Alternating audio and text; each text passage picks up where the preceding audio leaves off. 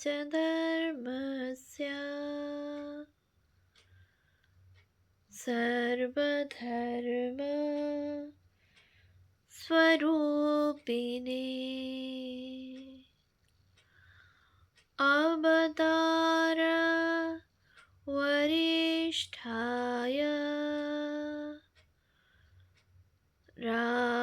रामकृष्णाय ते नमः। শ্রী শ্রী রামকৃষ্ণ কথামৃত শ্রীম কথিত প্রথম খণ্ড। তব কথামৃতম তপ্ত জীবনম কবিভিড়িতম কলমশাপহম শ্রবণমঙ্গলম শ্রীমদাততম ভুবি গৃণন্তি ইয়ে ফরিদা জানা। শ্রীমদ্ ভাগবত গোপী গীতা, পৃষ্ঠা সংখ্যা ৭৯, অষ্টম পরিচ্ছেদ। দক্ষিণেশ্বর মন্দিরে বলরাম আদি সঙ্গে বলরামকে শিক্ষা। লক্ষণ সত্য কথা, সর্বধর্ম সমন্বয়, কামিনী কাঞ্চনী মায়া। মঙ্গলবার অপরাহ্ন ২৪শে অক্টোবর, ৮ই কার্তিক, ১২৮৯, শুক্লা ত্রয়োদশী। বেলা ৩টা-৪টা হইবে। ঠাকুর খাবারের তাকের নিকট দাঁড়াইয়া আছেন। বলরাম ও মাস্টার কলিকাতা হইতে এক গাড়িতে আসিয়াছেন ও প্রণাম করিতেছেন। প্রণাম করিয়া বসিলে ঠাকুর হাসিতে হাসিতে বলিতেছেন, তাকের উপরে খাবার নিতে গেছিলাম, খাবারে হাত দিয়েছি, এমন সময় টিকটিকি পড়েছে, আর অমনি ছেড়ে দিয়েছি। সকলের হাস্য। শ্রীরামকৃষ্ণ: হাঁ গো, ও সব মানতে হয়। এই দেখো না রাখালের অসুখ, আমারও হাত পা কামড়াচ্ছে। হলো কি জানো, আমি সকালে বিছানা থেকে উঠবার সময় রাখাল আসছে মনে করে অমুকের মুখ দেখে ফেলেছি। সকলের হাস্য। হাঁ গো, লক্ষণ দেখতে হয়। সেদিন নরেন্দ্র এক কানা ছেলে এনেছিল, তার বন্ধু চক্ষুটা সব কানা নয়। যা হোক, আমি ভাবলুম এই আবার কি ঘটালে। আর একজন আসে, আমি তার জিনিস খেতে পারি না। সে আফিসে কর্ম করে, তার ২০ টাকা মাহিনা। আর ২০ টাকা কি মিথ্যা বিল লিখিয়ে পায়। মিথ্যা কথা কয় বলে সে এলে বড় কথা কই না। হয়তো ২-৪ দিন আফিসে গেল না, এইখানে পড়ে রইল। কি জানো, মতলব যে যদি কারুকে বলে কয়ে দেয়, তাহলে অন্য জায়গায় কর্ম কাজ হয়। বলরামের বংশ পরম বৈষ্ণব বংশ। বলরামের পিতা বৃদ্ধ হইয়াছেন, পরম বৈষ্ণব। মাথায় শিখা, গলায় তুলসীর মালা, আর হস্তে সর্বদাই হরিনামের মালা জপ করিতেছেন। ইহাদের উড়িষ্যায় অনেক জমিদারি আছে, আর কোঠারে, শ্রী বৃন্দাবনে, অন্যান্য অনেক স্থানে শ্রী শ্রী রাধাকৃষ্ণ বিগ্রহের সেবা আছে ও অতিথিশালা আছে। বলরাম নূতন আসিতেছেন, ঠাকুর গল্পচ্ছলে তাহাকে নানা উপদেশ দিতেছেন। শ্রীরামকৃষ্ণ: সেদিন অমুক এসেছিল, শুনেছি নাকি ওই কালো মাগটার গোলাম। ঈশ্বরকে কেন দর্শন হয় না? কামিনী কাঞ্চন মাঝে আড়াল হয়ে রয়েছে বলে।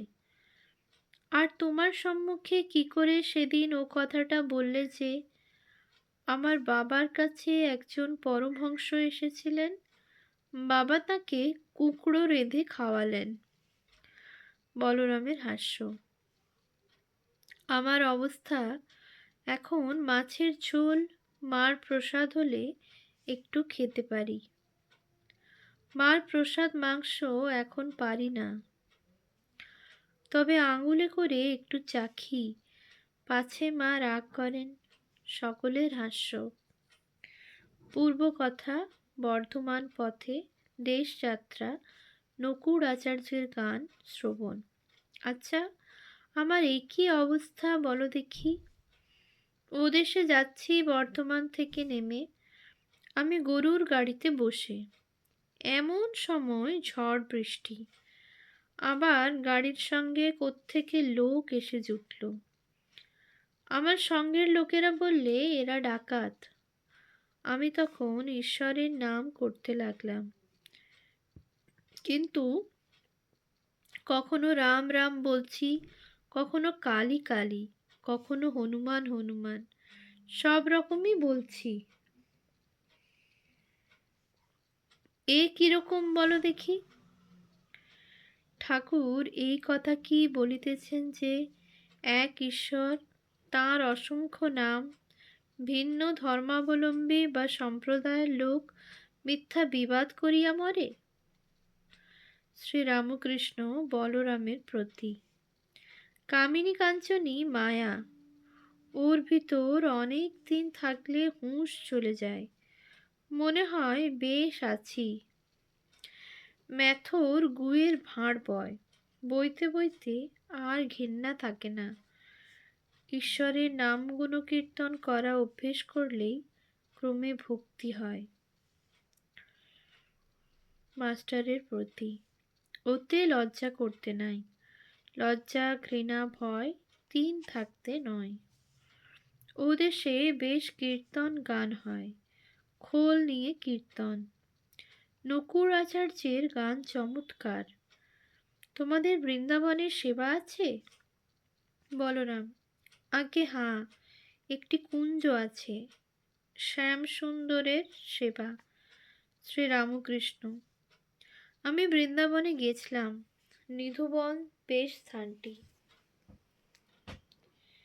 শ্রীযুক্ত কেশবচন্দ্র সেনের সহিত ঠাকুর শ্রীরামকৃষ্ণের নৌকা বিহার।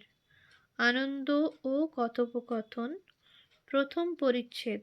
ঠাকুর শ্রীরামকৃষ্ণ সমাধি মন্দিরে।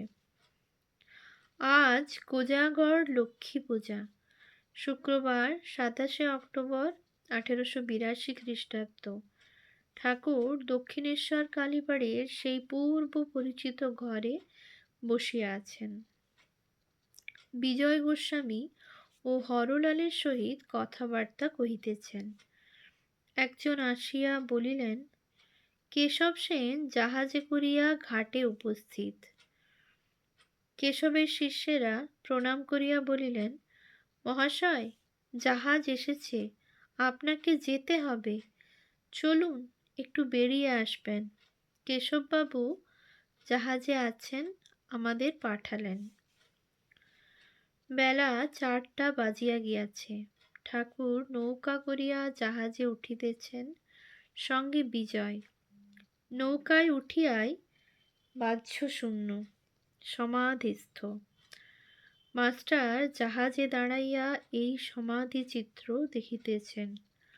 তিনি বেলা 3টার সময় কেশবের জাহাজে চড়িয়া কলিকাতা হইতে আসিয়াছেন। বড় সাধ দেখিবেন ঠাকুর ও কেশবের মিলন ও তাহাদের আনন্দ, শুনিবেন তাহাদের কথাবার্তা। কেশব তাহার সাধু চরিত্রে ও বক্তৃতা বলে মাস্টারের ন্যায় অনেক বঙ্গীয় যুবকের মন হরণ করিয়াছেন। অনেকেই তাহাকে পরম আত্মীয় বোধে হৃদয়ের ভালোবাসা দিয়াছেন।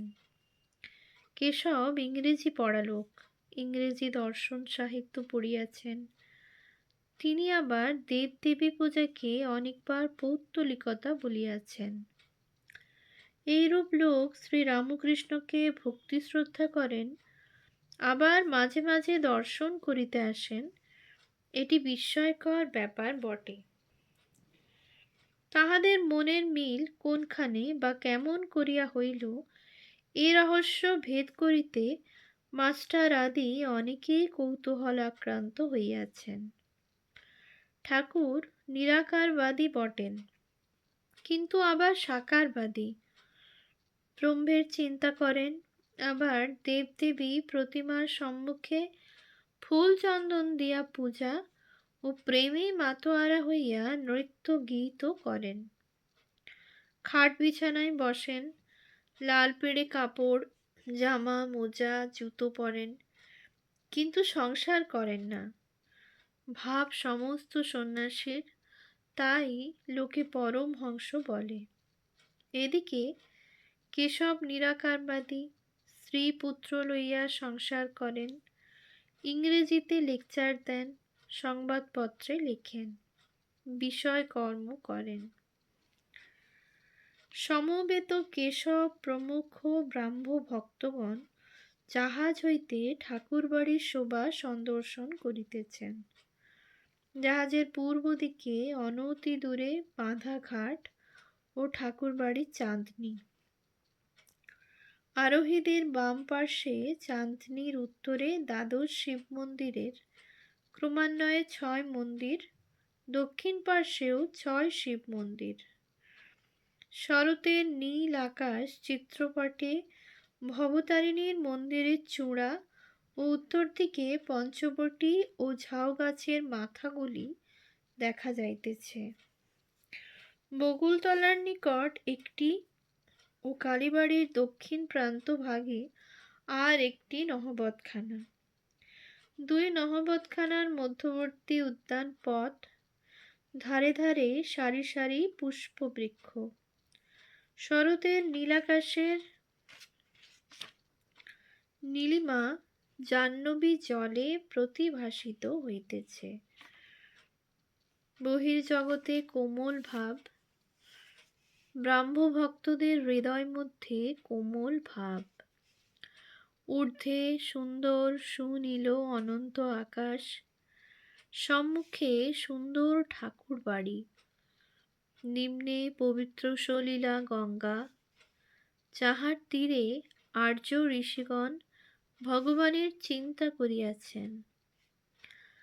আবার আসিতেছেন একটি মহাপুরুষ, সাক্ষাৎ সনাতন ধর্ম। এরূপ দর্শন মানুষের কপালে সর্বদা ঘটে না। এরূপ স্থলে সমাধিস্থ মহাপুরুষে কাহার ভক্তির না উদ্রেক হয়, কোন পাষাণ হৃদয় না বিগলিত হয়। ওম শান্তি শান্তি শান্তি। হরিঃ ওম তৎসৎ। শ্রীরামকৃষ্ণায়